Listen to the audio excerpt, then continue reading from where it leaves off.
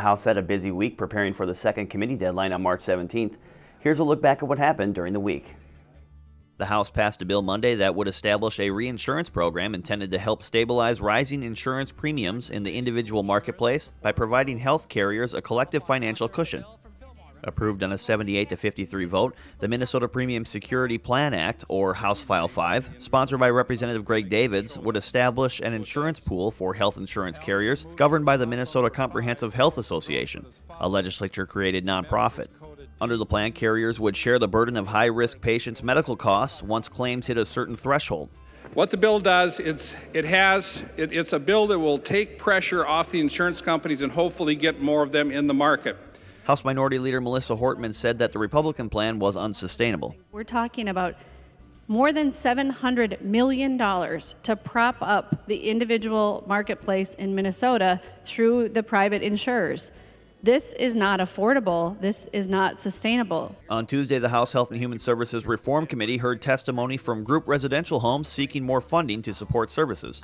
Representative Jason Metza presented House File 855 to members, which would provide a group residential housing supplemental rate that would add additional funding for Catherine's House, one of the thousands of facilities funded, in part, through the state's group residential housing program. Cindy Brown testified in support of the bill. When I went to Shelley's house, I felt safe. It's a safe, sober house. It's a home, not a facility. The bill was approved and referred to the House Health and Human Services Finance Committee. The House State Government Finance Committee on Wednesday laid over House File 1160, Representative Linda Runbeck's bill that calls for more financial oversight over two regional transportation agencies for possible omnibus bill inclusion. Runbeck's bill would direct the Office of the Legislative Auditor to review and analyze both the Met Council's transit arm and the county's Transit Improvement Board every quarter. This would be a much broader look-see to answer questions like, well, how are the funds transferred? What happens with these obligations that CTIP has made, the contracts that have been signed? Where will the cost overruns fall? Who will be responsible for those, et cetera, et cetera, et cetera. State Auditor Rebecca Otto claimed the effort is redundant with what her office is already undertaking. For efficiency's sake and for saving taxpayer dollars, we already audit these entities. We also audit the County Transit Improvement Board. And so I want the legislature to know that the state auditor also provides this work to the legislature. It's for your benefit as well. And if anybody wants any of this information, it's already there. People who lose their jobs working for political organizations can now get assistance through the state's Dislocated Worker Program. House File 1394, sponsored by Representative Kelly Fenton, would remove such workers, including trackers and other campaign staff, from the pool of workers eligible for the program. Fenton said the inspiration for her bill was a news report about DFL political staffers seeking dislocated worker benefits after the November 2016 election.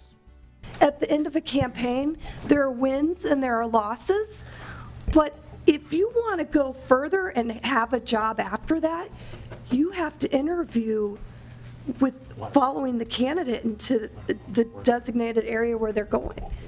There's a win or a loss at the end of a campaign. It's not a full-time job. It's a seasonal employment. The House Job Growth and Energy Affordability Policy and Finance Committee approved the bill Wednesday on a divided voice vote and sent it to the House floor. On Thursday, DFL members of the House Environment and Natural Resources Policy and Finance Committee objected to cuts made to projects focused on climate change, solar power, environmental education, and land acquisitions. The committee discussed and approved House File 1265, Representative Josh Heinzman's bill that would appropriate more than $59 million based on recommendations made by the Legislative Citizen Commission on Minnesota Resources for expenditures from the Environment and Natural Resources Trust Fund. There is some differences of opinion on some of these particular items, and in order to try and move this bill forward, we had to make some adjustments.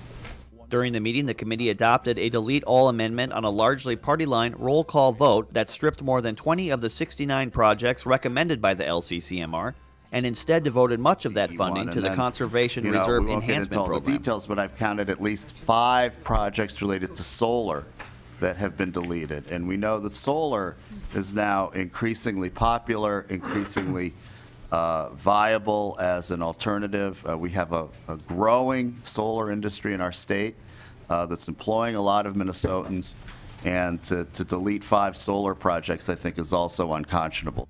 House File 1265 was approved as amended and referred to the House Ways and Means Committee.